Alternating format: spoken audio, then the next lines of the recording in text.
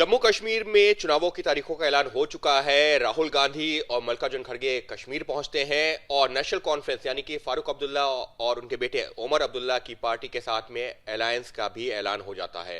लेकिन अब उमर अब्दुल्ला ने एबीपी न्यूज से खास बातचीत करते हुए कहा है कि अभी सीटों को लेकर के कुछ पेच फंस रहा है।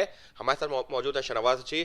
शाहनवाज जी, उमर अब्दुल्ला ने बातचीत के दौरान ये कहा है कि सीटों को लेकर के कुछ पेच फंसा हुआ है, लेकिन दूर कर ली जाएंगी सारी जो दिक्कतें हैं।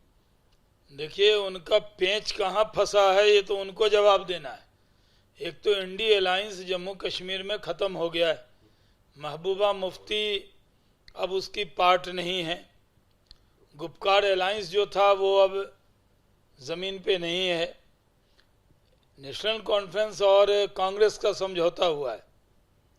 धारा 370 ख़त्म होने के बाद ये पहला चुनाव है, लेकिन कांग्रेस को जवाब देना है अमित शाह जी के सवाल का। वो जो 10 सवाल पूछे, एनसी ये जवाब दे कि झूठा वादा क्यों कर रही है कश्मीर के लोगों से। धारा 370 को मोदी जी ने, अमित शाह जी ने दफना दिया है। अब वो कब्र से बाहर आने वाला नहीं, लेकिन एनसी कह रही है धारा 370 लाएंगे, 35A पर प्रस्ताव पारित करेंगे, 2 निशान की बात कर रही है।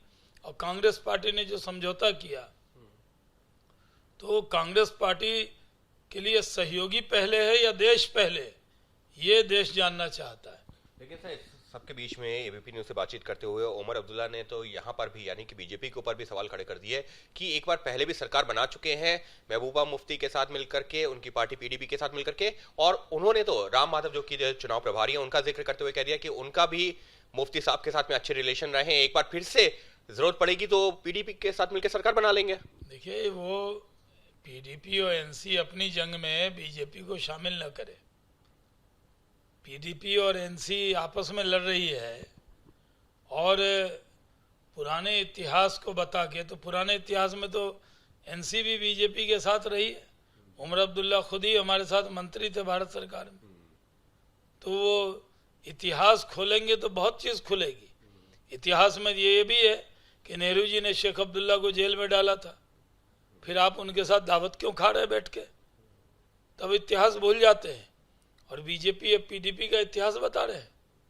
तो सर, आप ये कह रहे हैं कि भले ही राहुल गांधी यानी कि कांग्रेस और नेशनल कॉन्फ्रेंस गठबंधन की बात कर रही हो, लेकिन बहुत कंफर्टेबल पोजीशन में नहीं है दोनों ही लोग। ना वो कंफर्टेबल पोजीशन में है गठबंधन को लेकर, न कंफर्टेबल पोजीशन में है चुनाव जीतने को लेकर।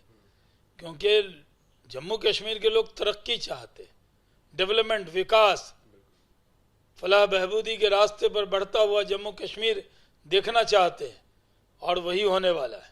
यानी साफ तौर पर शाहनवाज हुसैन का यही कहना है कि कुछ ऐसे सवाल जो अमित शाह ने पूछे हैं उनका जवाब देना होगा राहुल गांधी को भी, क्योंकि जो नेशनल कॉन्फ्रेंस है वो जिन मुद्दों को लेकर के आगे बढ़ रही है कि क्या कांग्रेस उनके साथ में है, और उसके साथ ही में रही बात पीडीपी के साथ समझौता करने की, तो शाहनवाज हुसैन ने तो एक उदाहरण देते हुए यह भी बता दिया कि जब एनडीए की सरकार में उमर अब्दुल्ला भी शामिल थे तो इतिहास को ना छेड़ा जाए वही बेहतर है। सहयोगी कैमरा पर्सन अजीत चाको के साथ अंकित गुप्ता, एबीपी न्यूज, दिल्ली।